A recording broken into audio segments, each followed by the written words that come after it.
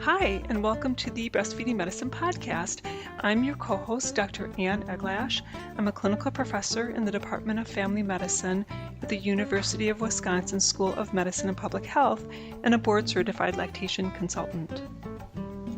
And I'm your co-host, Dr. Karen Bodnar. I am a pediatric hospitalist at Inova Children's Hospital and an assistant professor of pediatrics at Virginia Commonwealth University. I'm also a board-certified lactation consultant. This podcast is produced by the Institute for the Advancement of Breastfeeding and Lactation Education and is co-sponsored by the Academy of Breastfeeding Medicine. Hi, Karen. How are you? I'm good, Anne. It's nice to see you. Nice to see you too. I know we get to see each other doing these podcasts now. So we have a number of very interesting topics today.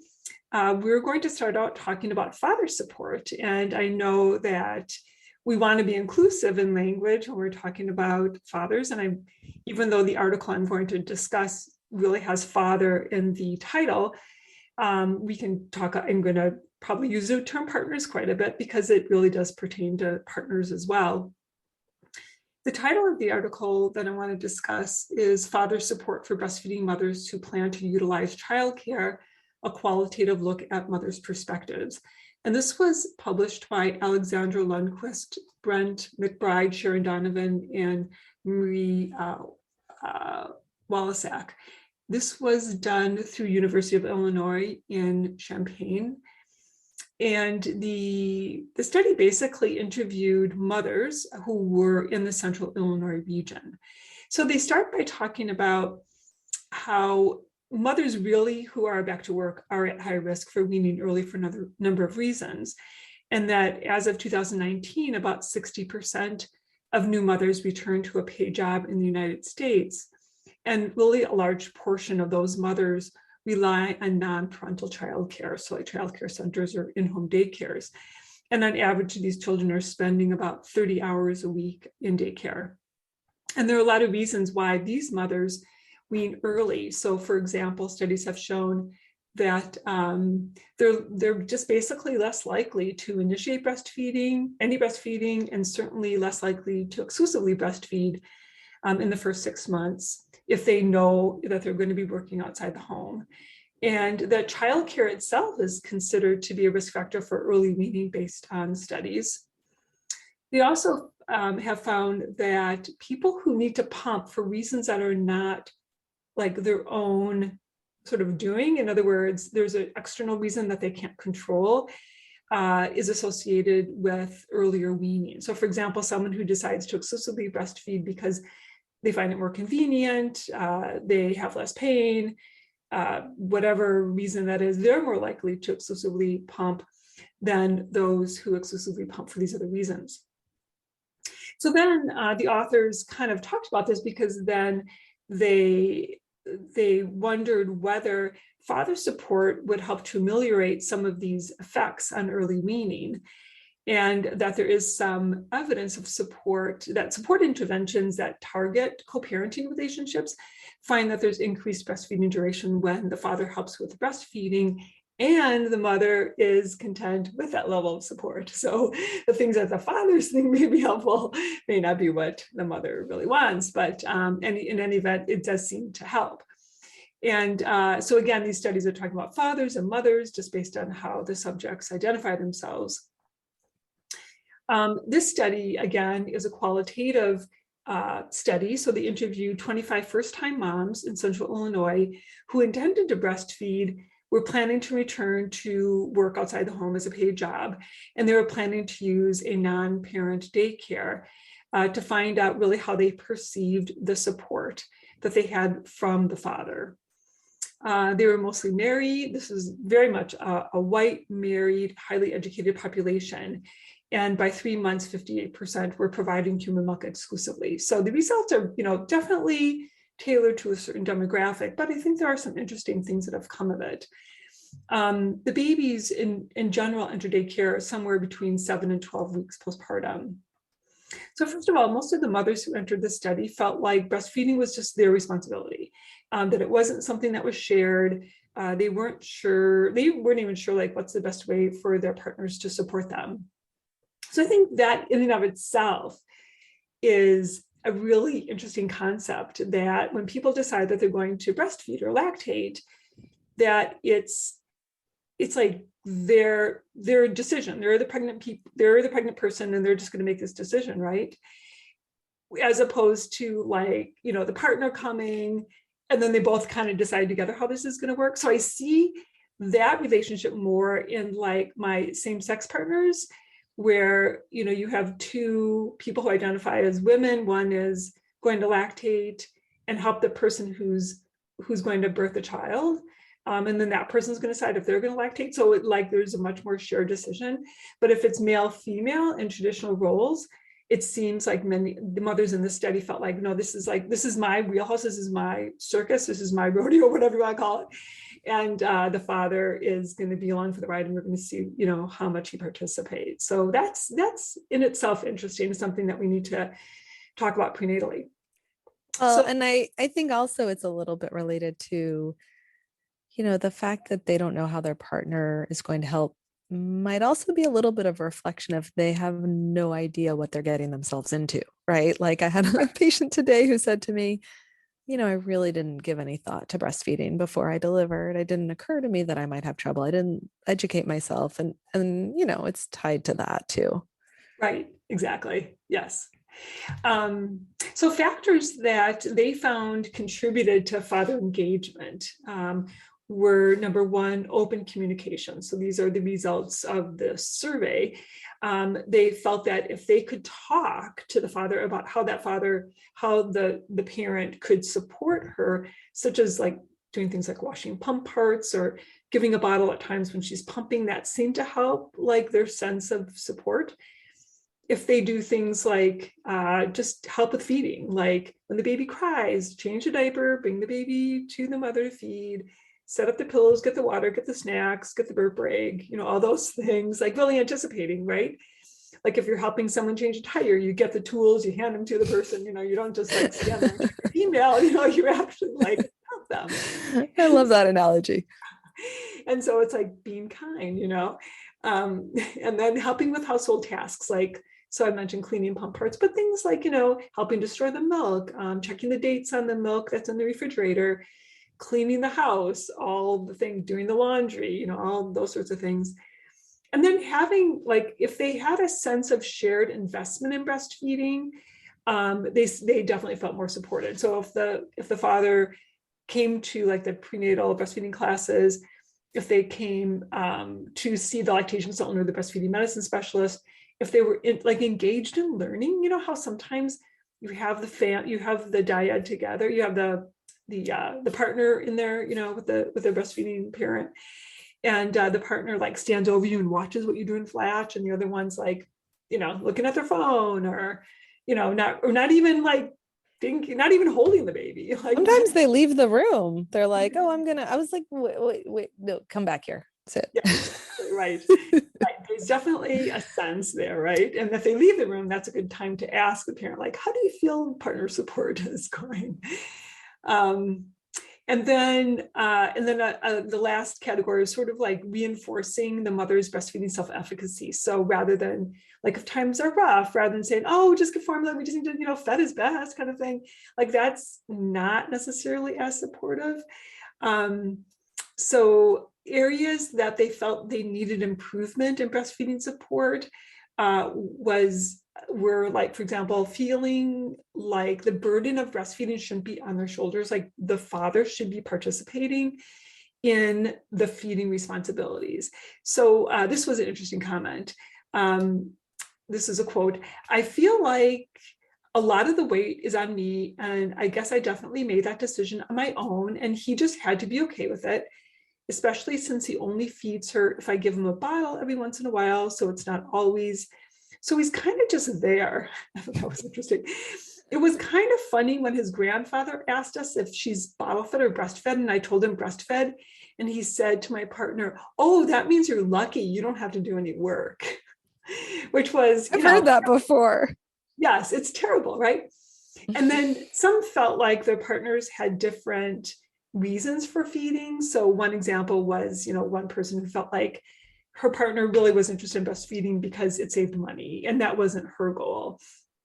So you can imagine that that could be really difficult if suddenly you're buying pillows and herbs and all these things that cost money, you know, then it's like they may not feel like it's even worth breastfeeding. Some felt like the fathers had wanted nothing to do with feeding until they actually had the opportunity to give a bottle. Like that's how they saw their role in infant feeding. And then a lot of moms felt like it was their decision to breastfeed. It wasn't the father's, and there was some conversation about that. So one quote was, I think it was kind of my body, it was kind of my decision, and he was going to support either way. And another mother said, I think he was just kind of, I mean, he was going to help with her if he wanted to or not. I was going to make him help. And then another said, I think he, the infant's father, played the you're the mom role. You probably know what's right, and I'll support whatever decision you make. So they, you know, that's such an interesting dynamic. You know, it's, you know, our, like we hear this all the time now about vaccines, right? My body, my decision, you know.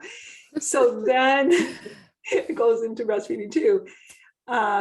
So then, like I've had situations where the mother really didn't want to breastfeed, but the father really wanted them to. And dad's mom is a LHV leader or a lactation consultant, and they feel really pressured to do this.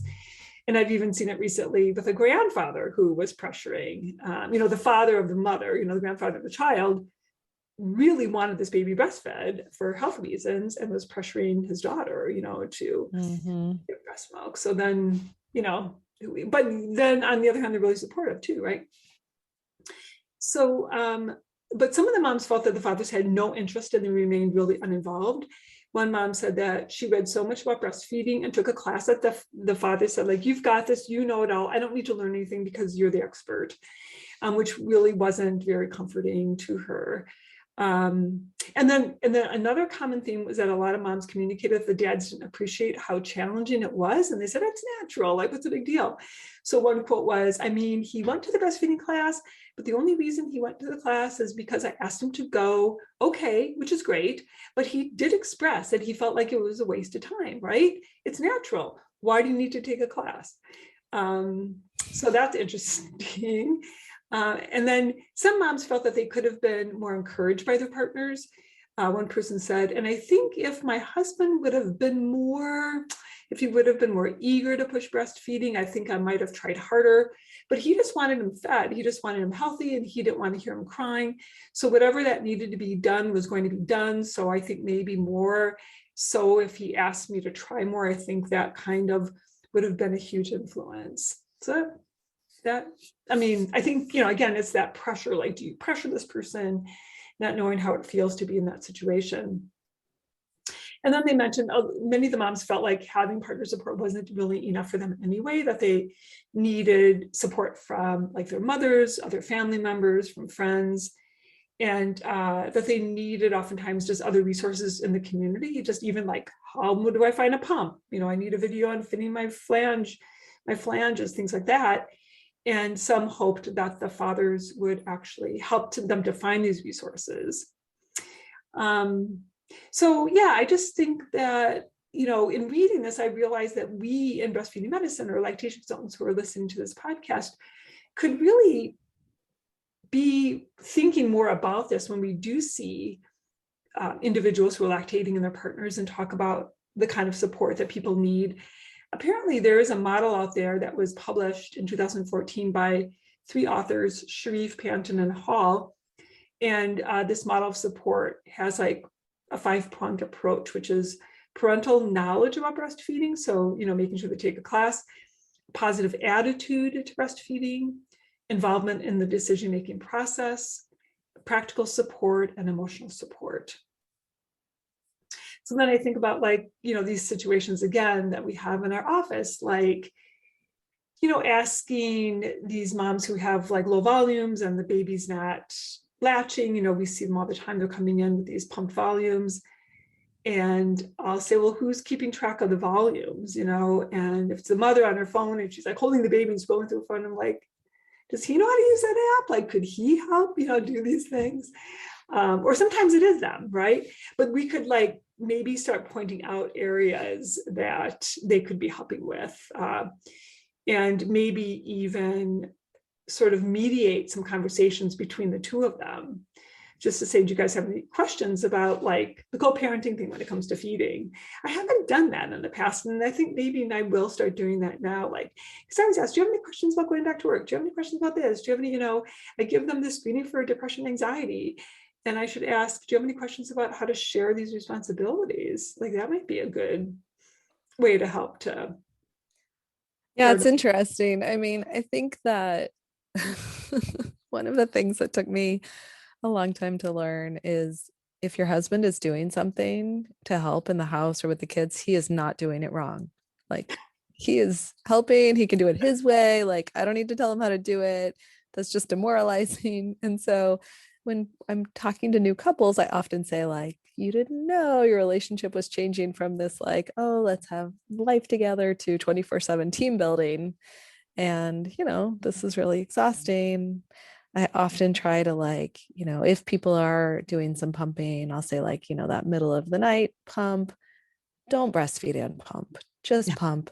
Your partner give the bottle. You both get back to bed in 20 minutes. It's so much faster than doing triple feeding at that time of night. The other one that I find is really fun and impactful is when you see people sometimes late in the hospital stay if they're a C-section, or definitely if you see them in the first week of clinic, the complaint is so often, oh, they fall asleep. And then I'm like, okay, dad, make a lobster claw with your hand, put it here on the back of the breast. When the baby starts nibbling, press a little and watch how this slows down the jaw, and the baby's all gulp, gulp, gulp, and doesn't fall asleep.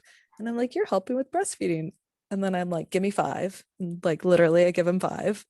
And then he's like, I'm helping. It's super fun. Right. That's excellent. Yeah. And also like helping, I think, taking a look at support. So I use the, breastfeeding pillows in my office, and then oftentimes they need something underneath. So I'll say, now this is how high, this is like the kind of support you need. Can you just like help ergonomically at home to make sure that, she has this level of support, because otherwise, because, so often latch doesn't hurt as much in the office and they go home and it hurts. And it's probably just because they're just not holding that baby closely. Oh yeah, I love seeing the partners who are like stacking all the pillows and grabbing the water bottle. I often tell people, like, when you sit down to breastfeed and your oxytocin release, it makes you thirsty. And so like if your partner always grabs you a drink, or I like to, because I'm a pediatrician, I like to prescribe ice cream. I'm like, ice cream sandwiches are a great thing to bring somebody who's breastfeeding. They've got calcium, they're handheld. Yeah, that's like a Wisconsin recommendation. I mean, Yeah. ice cream here is a health Everybody's always happy when you prescribe popsicles or ice cream. Right. Yeah.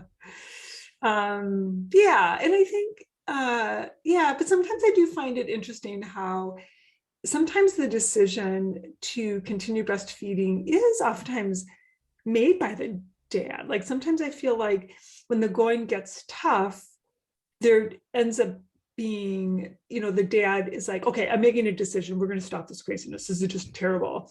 So I had a mother who came in who spoke a different language. So she was clearly, not as advantaged in our community as he was. And he said, we're gonna stop. So this is a baby that wasn't transferring well. So then she was having to pump and bottle feed oftentimes. And it was tiring and she didn't like it. And so he said, you know what, I read all about the difference between formula feeding and breastfeeding, and I've decided that the baby's fine with formula. And it was the middle of like cold and flu season before COVID. And I just said, do you want to talk about the differences? And he said, sure, I'll, listen to your perspective. And this is a very highly educated family. And I said, well, first of all, there's an impact on IQ. And then I also talked about, how the mother's health makes a difference, right? Like the reduced risk of like diabetes, hypertension, and stroke, and all these things. And he's like, oh, okay, that changes things. And then and then I actually just got I got a message from the mother who said, thank you so much for the support. She, made it, I guess it was during COVID because it's been like 14 months. And she said, I made it to 14 months. I'm so happy for your support and blah, blah, blah, and just having that conversation. Fortunately, he was there to have that conversation. So sometimes we don't know why our moms are making decisions, but I wonder how often, making a decision to wean, it may not really be their decision. It may be that it may have to do with some pressure from the other parent who just wants everyone to be happy. And that's kind of what happens all the time, right? People are like, my mom called, my sister called, everyone's saying just give formula and just drop it. Your baby's gonna be fine. You were formula fed, blah, blah. It's the same kind of thing, Well, and I think, there's certainly, it's hard to watch your partner suffering. And if they're really, especially I find people who are struggling with super low volumes and, helping to have that outside perspective, because you're in the tunnel of I'm doing the things. And sometimes it is helpful for the partner to say, you're suffering and it's not getting better. It's been going on for a long time. And so having that person there invested, no matter what the outcome is valuable. Yeah. Well, especially, there are times that I'm sure you do too. We say, don't. You've done it all. You've done it all, and it's time to really move on with life and to be. You're using that time towards your baby, no matter what. Let's use it a different way. Let's let you start to babble or whatever. Yeah. Just really connect. Yeah. I think that there's that was a really interesting article. I liked it. Yeah, I think that I also want to just have more information available for partners. I know LHE years ago used to do the pamphlets for dads, and I think some WIC agencies and also some state public health departments have good information to hand out to parents, and to the partner and to grandparents, and recognizing that material is really important. And I feel like I need to personally beef up on that to provide that information for people. Yeah, I think it's really interesting. I do find that a lot of people take their partners with them to the breastfeeding class. And, it goes to my, I have a whole issue about how those classes are often taught as though everything is going to go perfectly. It's sort of like if they just said, oh, you're going to have a vaginal delivery. And then, when that failed, they'd be like, oh, there's this thing called cesarean. But thinking about how that person can be responsible for keeping track of the, how often the feeding is or the stools the first few days, to help being mindful of those yellow flags and the red flags might be a great way to incorporate them. Yes. I don't know, thinking through all those different, sometimes it's so amazing. People come back and they're like, I couldn't get the tube, they're doing an SNS. I couldn't get the tube in to do the tube feeding at the breast, but he is great at it. I've even had families where the mom's like, I couldn't hand express, but he's great at it. I'm like, awesome. Yes, absolutely. Or the partner gets the plug out. Yeah. Definitely happens. Definitely. And I'm always impressed that they share that with me too. Oh my gosh. It is amazing what people will tell you if you ask them, or sometimes even if you don't. Yeah. It's one thing when it's your parent. It's another thing when it's your child. We won't go there. Yeah. Okay. So do you want to move on and talk about? I have a protocol that, so there is the new ABM protocol, clinical protocol number 35, supporting breastfeeding during maternal and child hospitalization. And the first author was Melissa Bartik and a bunch of other wonderful ABM people who worked on this protocol.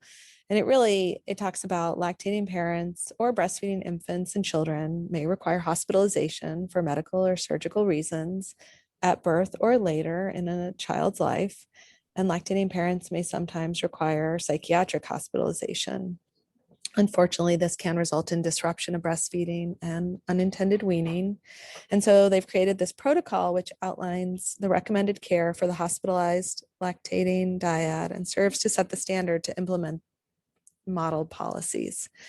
I think most of the people listening to this podcast will understand why this policy is so important. And so I'm going to just summarize it briefly and say that it is really, there's a lot in here, and it'll be worth digging in and sort of seeing the specifics. But just briefly, they point out that, having a baby or young child in an inpatient adult medical or surgical unit, an operative area, and an adult ICU can prompt concern for the child's safety and raise questions about hospital liability. Managing breastfeeding with respect to medications, procedures, and fluids may require special attention. And you may find that staff outside of obstetric, pediatric, and neonatal units have limited experience caring for lactating mothers and limited knowledge of physiology and management. And they may not understand the short and long-term risks of disrupting lactation. So the authors mentioned that there are several other ABM protocols that are intertwined with this one that may be useful to reference, including the model maternity policy to support breastfeeding, which is number 7, number 15, analgesia and anesthesia for the breastfeeding mother, number 25 on pre-procedural fasting for the breastfeeding infant, and number 31, radiology and nuclear medicine for the breastfeeding mother. They go into a basic review. They have a really nice short summary of that little paragraph that's in the beginning of like every breastfeeding publication everywhere, that's like the reasons why, the health benefits of breastfeeding. And then in addition, a nice basic review of lactation physiology, because it's important as a basis for understanding the management of the hospitalized lactating parent and breastfeeding child. And they point out and stress the importance of rooming in to ensure adequate milk removal to continue production. And they also remind us that sudden interruption of breastfeeding due to mother-infant separation can cause breast discomfort and engorgement. Using a breast pump is, of course, an important tool, but it is a risk factor for decreased production as well as mastitis. And so then there are a whole host of recommendations. The first of which is, of course, create a policy to support the lactating parent and breastfeeding child. And then they say any institution admitting women of childbearing age or children greater than 2 years of age should have such a policy in place. A facility should have a written policy about breastfeeding management in the hospitalized lactating mother or breastfeeding child wherever they are hospitalized outside of a maternity or neonatal ward.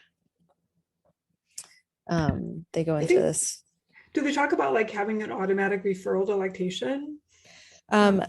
There is further down, and a whole bunch of different things about elements of support, which include not just the staff, but also the equipment. And I, of course, think of like breast pumps, but they point out that if you're going to have rooming in of a child with an admitted mother in a facility that doesn't normally have pediatric patients, they might not have a bassinet or a crib.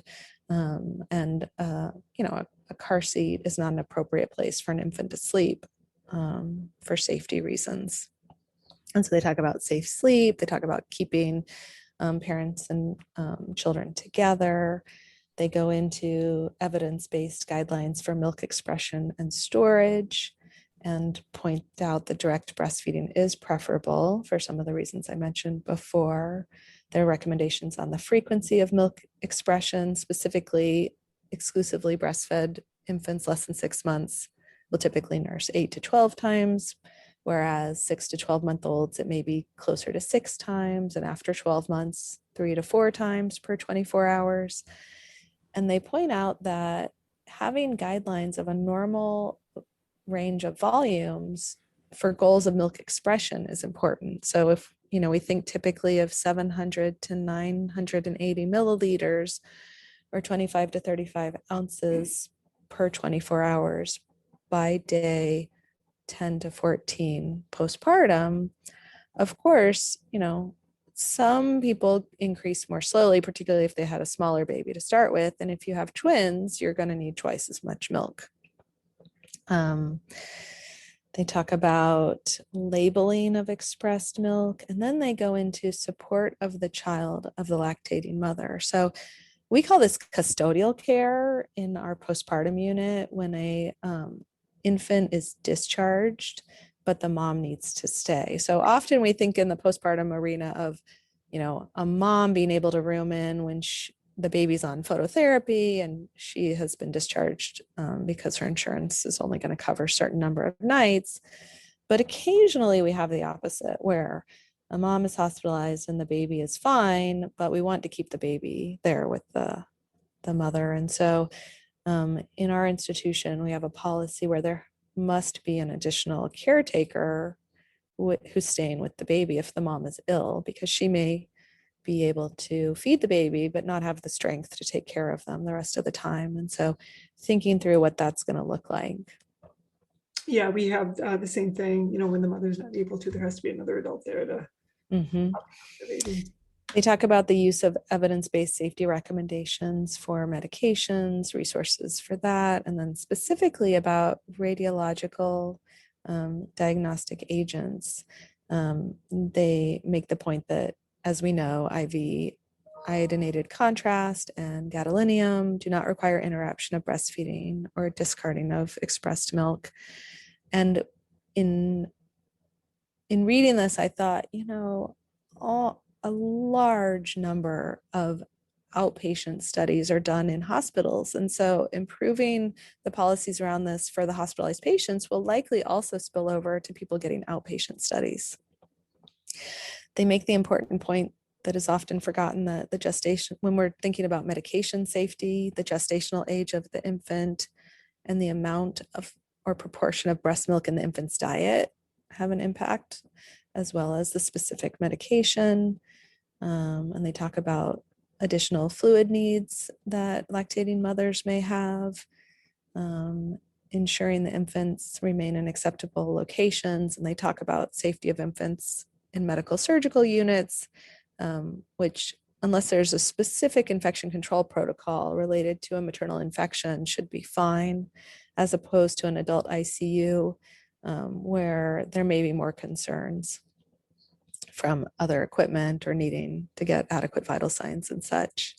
They talk for a while about infection control and prevention, and specifically say breastfeeding may continue with respiratory hygiene and hand hygiene with SARS-CoV-2. And then they talk about scheduled procedures, trying to think through the amount of time that there will be separation, considering incision placement relative to lactating breasts, artificial grafts, ICU management, supporting the unconscious lactating mother immediately postpartum. I recently had someone reach out to me about a mom who was going to have electroconvulsive therapy, and the baby doesn't take a bottle, and could I help with that? And I was like, that procedure actually only takes 10 minutes and the anesthesia wears off after an hour. Let's rethink why the baby needs a bottle. Then they have a section on supporting the lactating mother admitted to inpatient psychiatry. Sorry. They have a section on supporting the mother being admitted to inpatient psychiatry and talk about written policy for that. And then they go into support of the mother whose child is hospitalized. So the other side of the coin. And talking about if the baby were in the ICU, if they were on respiratory support, infants with congenital diseases, lactation support when children are having surgery. They talk about children needing strict fluid balance, or monitoring of ins and outs, and using weighted feeds, because sometimes people get a little bit concerned about not knowing exactly how much the child is getting. And then promoting shared decision making. So sometimes due to illness, the difficult decision about discontinuing breastfeeding comes up, and depending on the feeling of the family and the medical condition, having support to decide what to do is really important.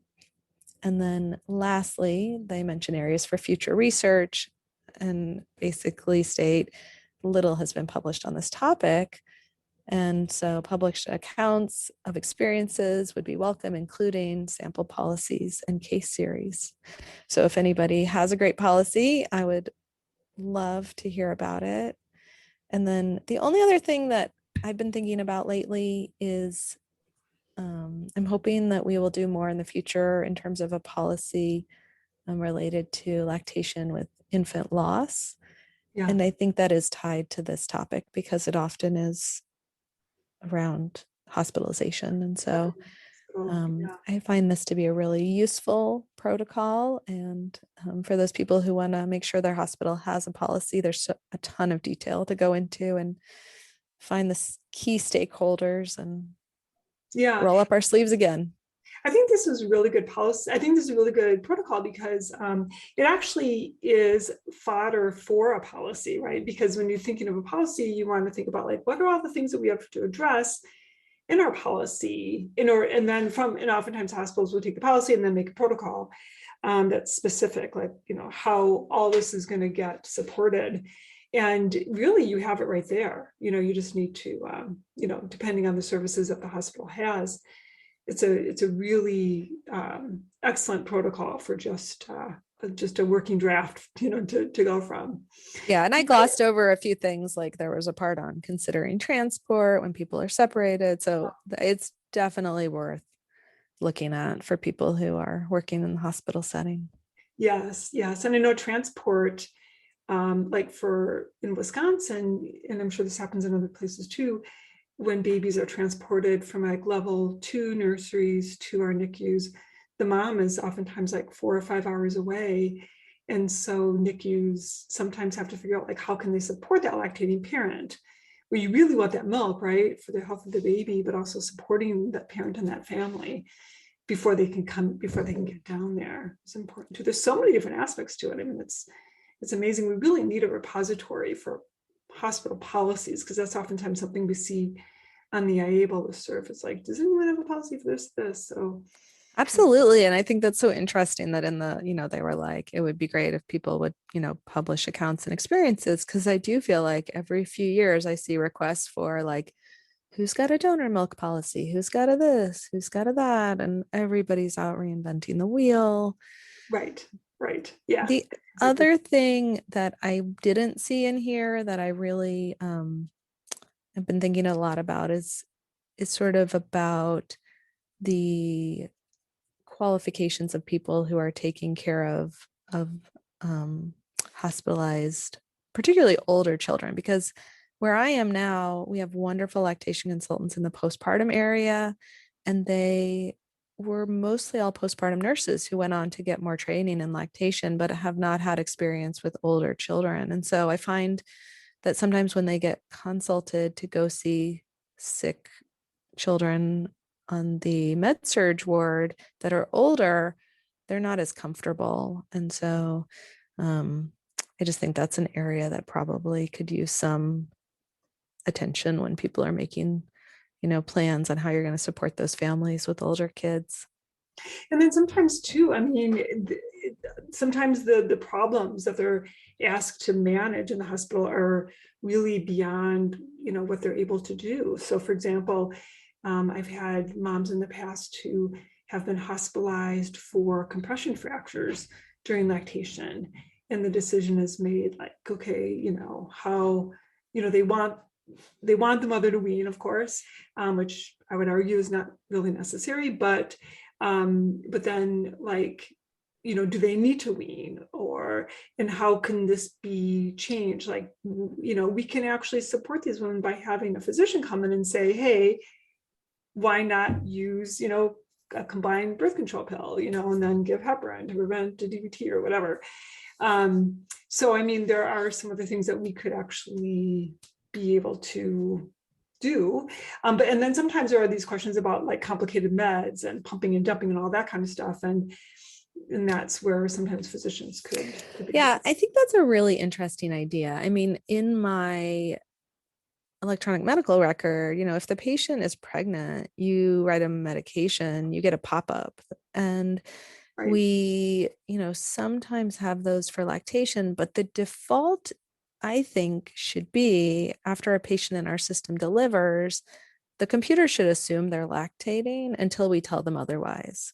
We Yes. shouldn't have to go in there and tell it. And so I've been trying to change ours to default that way, mostly because I got sick of having to change it in all of my patients' clinic notes. But then I was like, 90+% of our patients are leaving the hospital planning Yes. on continuing lactation. Why would we not assume that was the case?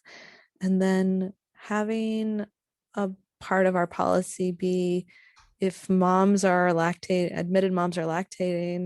and there are questions about their medications, there needs to be a system in place for people who don't normally take care of those patients to get more help. Because Yep. when I see the patient 6 weeks later and they say, oh, I was put on a newer anticoagulant and told to pump and dump for 6 weeks, and I did, and now I want my baby to latch, like that's just such a demoralizing Yeah. story. Exactly. Yeah. Yeah. No, we actually, I don't know if she's still at our hospital, but we've had a pharmacologist who's been, sort of the designated lactation pharmacologist. And she was great about just keeping up and would always consult on these cases. And so it'd be nice to have it be designated as part of the policy that there needs to be one pharmacist in the hospital who's knowledgeable, who's been trained.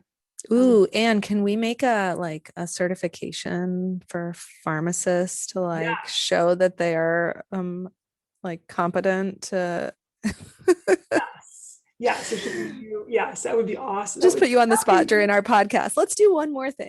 Right, exactly. Yeah.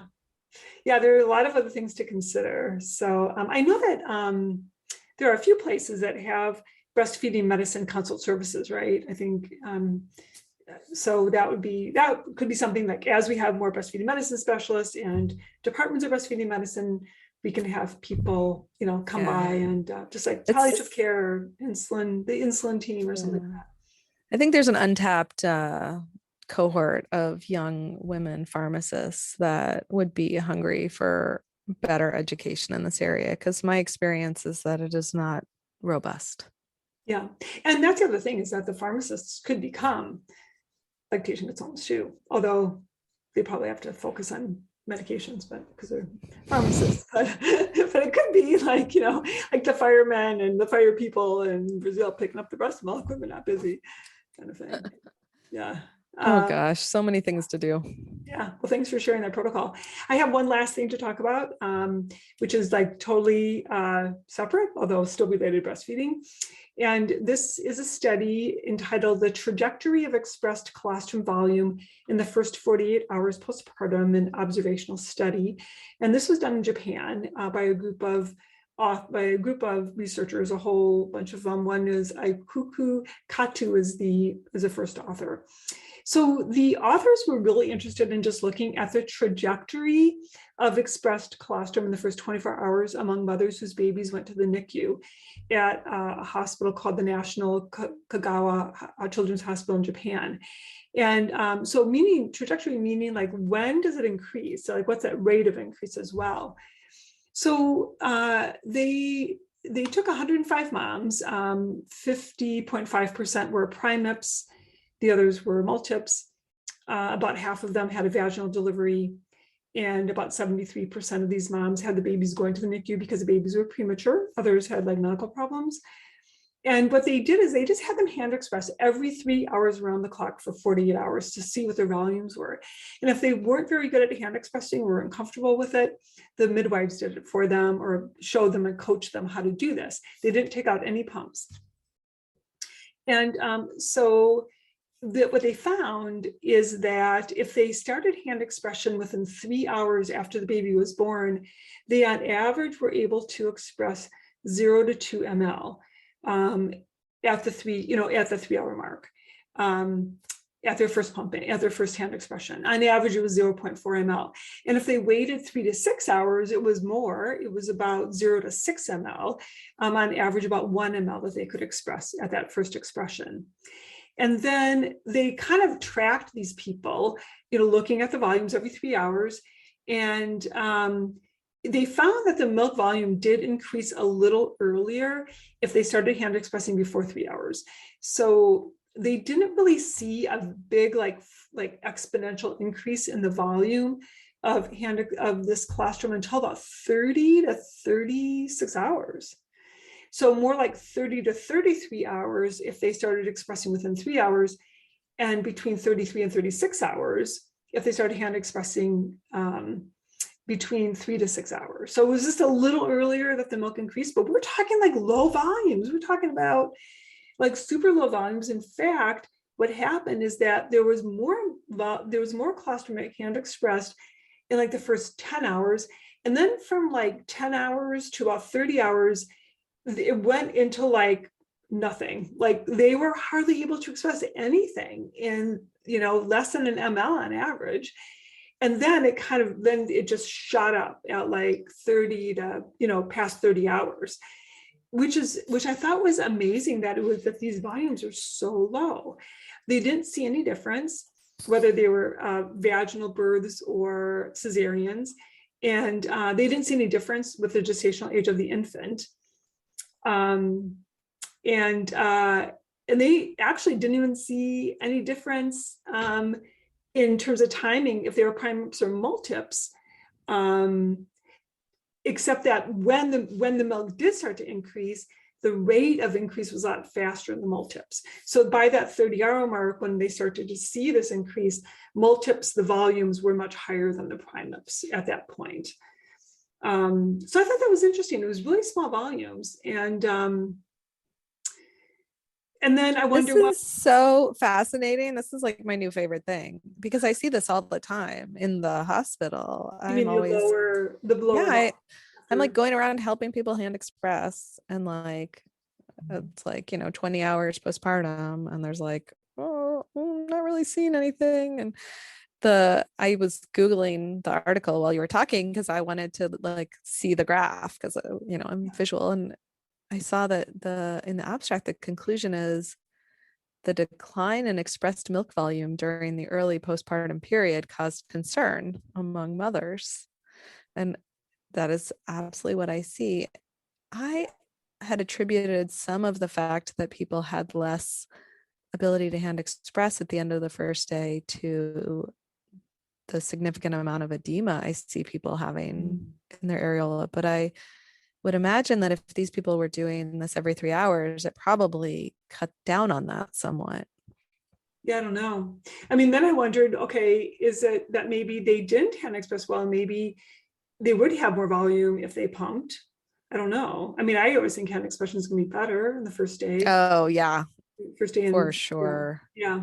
And the quality of hand expression. And then the question of like, what was the average body mass index in this population? Because, clearly that is playing a huge role. And we are actually going to be in April, Dr. Paula Meyer is going to share some of her research with us during the iAble research lecture, third week of April, talking about the measuring of sodium potassium levels, sodium potassium ratios. In the first April 2022, for those of you who are listening to this podcast in a different year. Thank you. Yes, 2022. That's right. Thank you. And she's got some really fascinating work looking at knowing that the sodium potassium ratio is associated with secretory activation. So as that ratio drops, the sodium level drops relative to potassium, there's an increase in production. And what she's finding, not only does the sodium potassium ratio correlate with low volumes, if it's high, also that the body mass index correlates. So if they have a high body mass index, it definitely is taking longer for the increase in the volumes. And so it kind of, makes sense. Of course, we know about secretory activation. You have to get rid of, primarily progesterone, but also estrogen from the uterus. from the placenta in order for milk to come in. And so then, obviously, if it's taking longer, then, perhaps the hormones are kind of hanging out in the breast, right? Because that's fat, because it just goes into the fat stores. So anyway, that's just. Oh, that is so interesting. Yeah, it's just kind of tangential to this because I guess I went from look at these low volumes and what about the body mass index? I have to look back. I don't think that there was not a correlation. They didn't look at any kind of correlation with body mass index, but with all of these moms, I mean, this is a fair number of moms, right? With all these moms, I mean, they all follow the same trend of higher volumes the first 9 hours, and then, you know, from 10 hours to 30 hours, it's almost like a meniscus, you know, where it was higher, it goes down, and it comes up again. I mean, I always assumed, like, you know, if you help people to hand express prenatally, there is some colostrum there. And so in that first attempt to hand express, in that first hour or 3, like, you're getting out whatever has been hanging out in there. And then if you've been really successful, you're starting to hit that production. When I think about, you know, the way that we teach people in the hospital about stomach size of infants and the data we have on, you know, the amount of the first meal, like, but when I actually, and I do this all the time, I'm helping people to hand express, I don't usually get 5 mLs in a meal when I'm trying, like, you know, like that seems really generous. Seems like a lot to me. So I don't find these actually to be that low based on what I experience in the real world trying to help people. And it goes to this, you know, my new analogy, Anne, is like, when I'm trying to explain to people, I'm like, you know how if you're going to go on a road trip, you like fill up your tank before you get going? That's what the baby did before they came out, and they're like good for that first day. That is such a good analogy. I love that. I stole it from somebody. I can't take credit, but you know, people understand that. I used to say cell phone battery, but this makes more sense. Yeah, that makes a lot of sense. Well, you know, I think another good study in this regard would be mothers who are breastfeeding during pregnancy, because, you know, clearly their breasts go through changes, but I wonder about their volumes, because I've oftentimes been surprised that individuals who were lactating during pregnancy, their babies still lose a fair amount of weight. Sometimes, but some of them you're like, oh, that poor baby, they're so stuffed. Yeah, it varies, but sometimes I do find that there's such a downregulation of milk production. So yeah, but it would be cool to look at volumes, hand expressed volumes early as well. Gosh. Yeah, it's so fun to talk to you. I always learn so much. Thank you. Yeah, thank you. And this was great. So we will meet again, and stay safe, stay well. We'll talk to you later. Bye. Bye. For questions regarding this podcast, please contact us through our website at lacted.org. We have other educational projects, including the Clinical Question of the Week, our Little Green Book of Breastfeeding Management for Physicians, and our various educational courses and conferences for physicians and other breastfeeding supporters. If you want to see what we look like, check out our Breastfeeding Medicine podcast Facebook page, where you can post any questions or comments about our podcasts. Thanks for listening, and we'll be back with you in about 4 weeks.